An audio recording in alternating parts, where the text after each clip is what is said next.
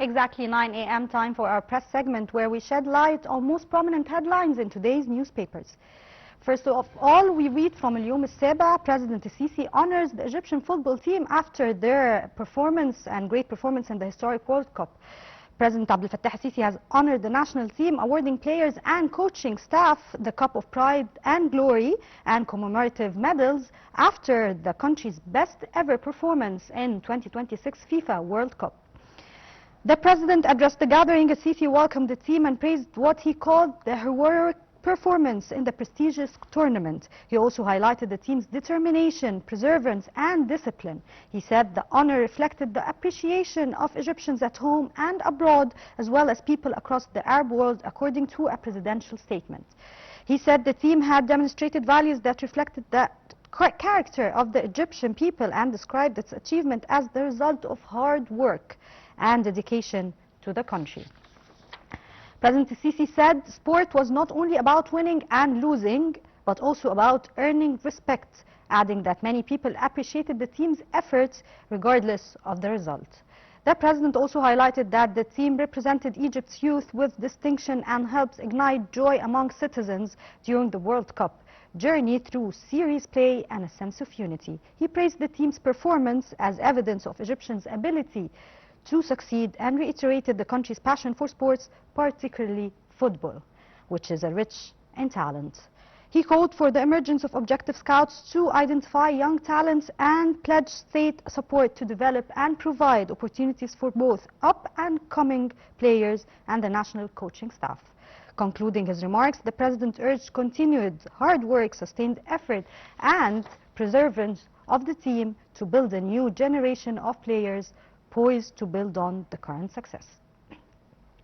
Moving to another newspaper from Al-Masri Al-Yawm, we read Egypt-Turkey foreign ministers discuss quartet coordination for regional security. Foreign Minister Badr Abdelati and his Turkish counterpart Hakan Fidan discussed on Saturday coordination within the international quartet mechanism, which comprises Egypt, Turkey, Saudi Arabia and Pakistan, affirming the importance of continuing consultations on the region's security concerns.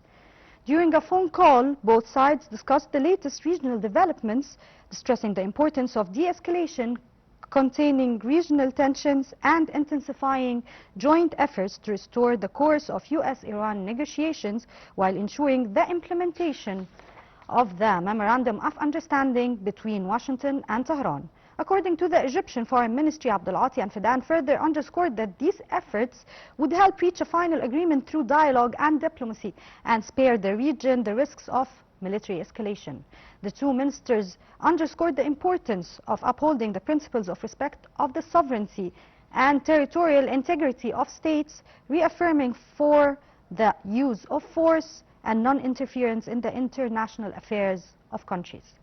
Abdelati's call comes amidst intensified diplomatic engagement between Egypt and Turkey, including close coordination within the international quartet mechanism.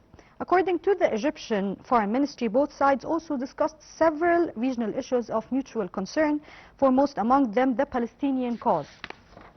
They reaffirmed their rejection of any attempts to displace the Palestinian people, stressed the need to halt the escalation in Gaza and the West Bank, and called for ensuring the full and unhindered delivery of humanitarian aid.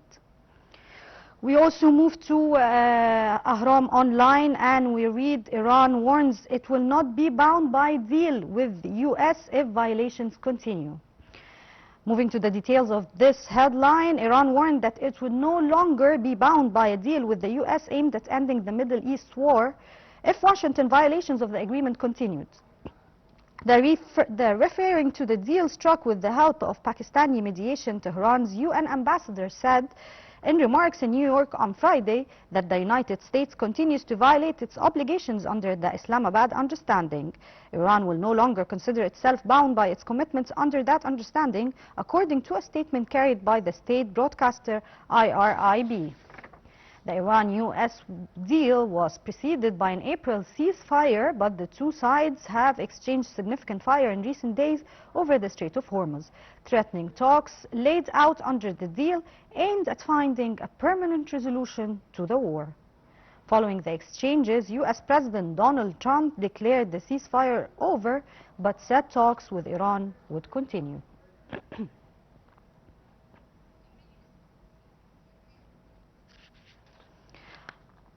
We have another headline in Al Ahram newspaper. We also read Washington calls on Iran to publicly pledge not to target ships in Strait of Hormuz. The United States is seeing Iran to publicly declare the Strait of Hormuz open to navigation and pledge a ceasefire on commercial vessels as part of negotiations. U.S. media quoted unnamed officials as saying Tehran had informed U.S. President Donald Trump's advisors in private talks that targeting the ships was a mistake, but attributed the incident to a Rouge internal group. Trump said the two sides had agreed to continue talks despite clashes in the Strait of Hormuz this week, which the White House saw as a violation of the ceasefire agreement. In contrast, Iranian Foreign Minister Abbas Araghchi said that his country has fulfilled its obligations under the ceasefire agreement, adding that it was the United States that violated the agreement. In June, the United States and Iran reached a ceasefire agreement that includes among its provisions Iran ensuring safe passage for commercial vessels.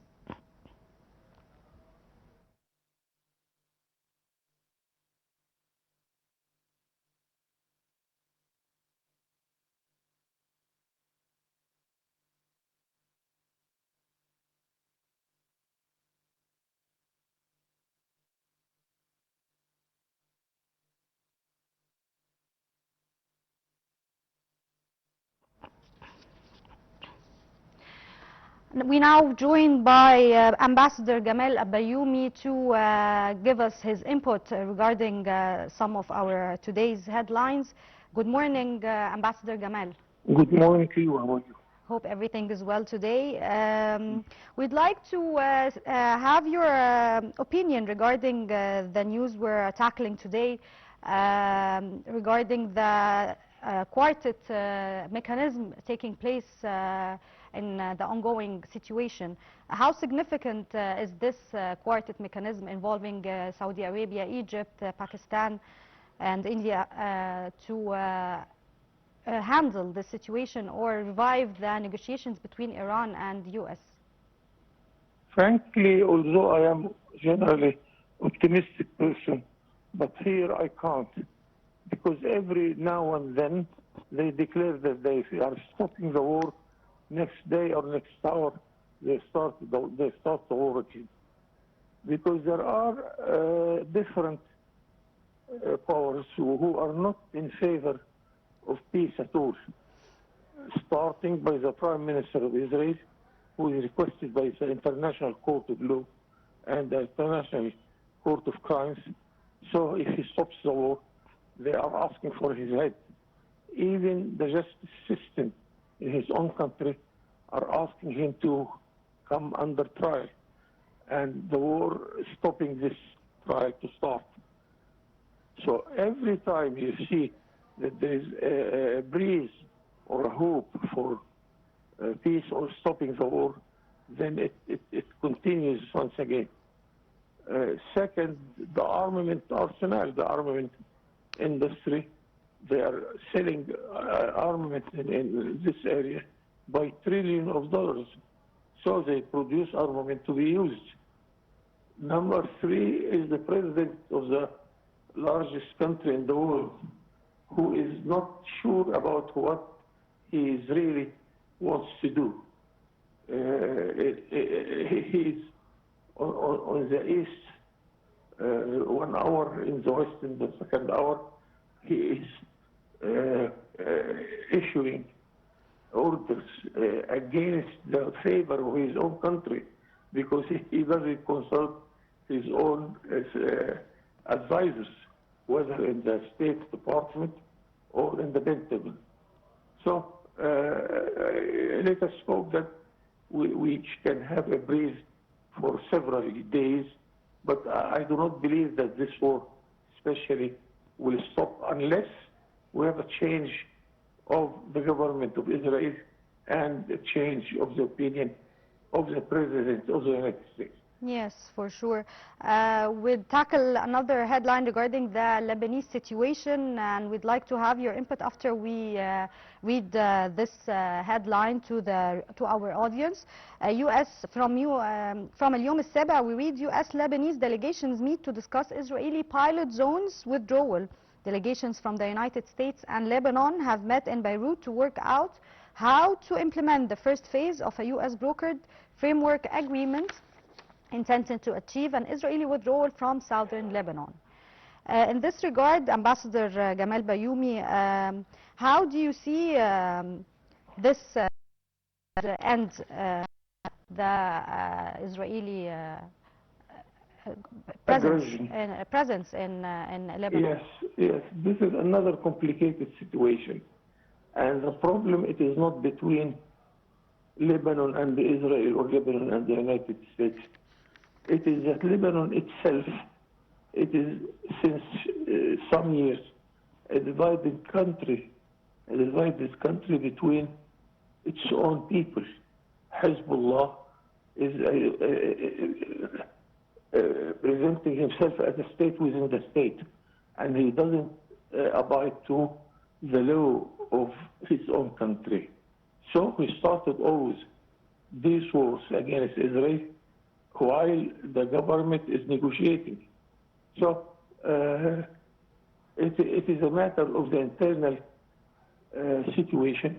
This also applied to the Syrian problem. Syria is divided between Sunni, Alawi, those who are the followers of the late President Hafez al-Assad, or those who are following others. And Syria is occupied by 4 or 5 foreign armies. Lebanon also has this problem where Hezbollah is making a state within the state. This is the same situation, by the way, in Yemen. This is the same situation in Libya and Sudan. The division between the parties in the same country is encouraging other enemies to come and to occupy and to have a role in the internal affairs of those countries. Here we are talking about Lebanon also. In your opinion, could this pilot zone become a realistic pathway of the total withdrawal, full withdrawal of Israeli forces from southern Lebanon? I cannot agree here, because even so, Hezbollah is declaring that he will never stop the war. And this belongs also to Iran, who is the largest supporter of Hezbollah. And as long as Iran is attacked by the United States, they will ask Hezbollah to continue the war in their name, but in Lebanon against Israel. This is a situation that's complicated because of the Iranian intervention and the Iranian support to Hezbollah. So Hezbollah is listening to Iran much more than he is listening to his own government. Thank you very much, Ambassador Gamal Bayoumi, for your valuable time and for joining us today in our press segment in our Good Morning Egypt show. Thank you. We move to our last headline for today from أخبار اليوم. Grand Egyptian Museum expands secure online ticketing through Egypt's mobile apps. The Grand Egyptian Museum, GEM, has taken another step in its digital transformation strategy by making its official website accessible through the mobile applications of Egypt's tour. Telecommunications operators offering millions of users a secure and direct channel to book museum tickets online. The initiative, launched by the GEM in cooperation with Egypt's telecom companies, integrates the museum's official website, www.gem.eg, into the applications of Vodafone Egypt and GEM's official technology partner, as well as other telecom companies. The move is designed to facilitate safe online ticket bookings while protecting visitors from fraudulent websites and fake links that exploit the museum's name to obtain personal information or conduct online scams. It also forms part of wider efforts to enhance cybersecurity and improve the overall digital visitor experience. The museum is also studying the introduction of mobile wallet payments to the telecom operators' digital payment platforms.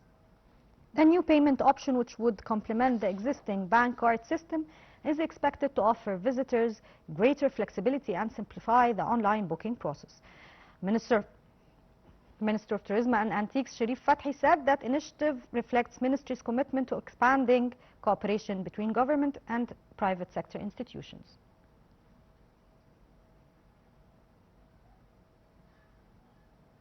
By this, we conclude our today's press segment. Thank you for watching, and we go back to resume the rest of our segments in Good Morning Egypt show with our colleagues Mahisti and Al Hassan.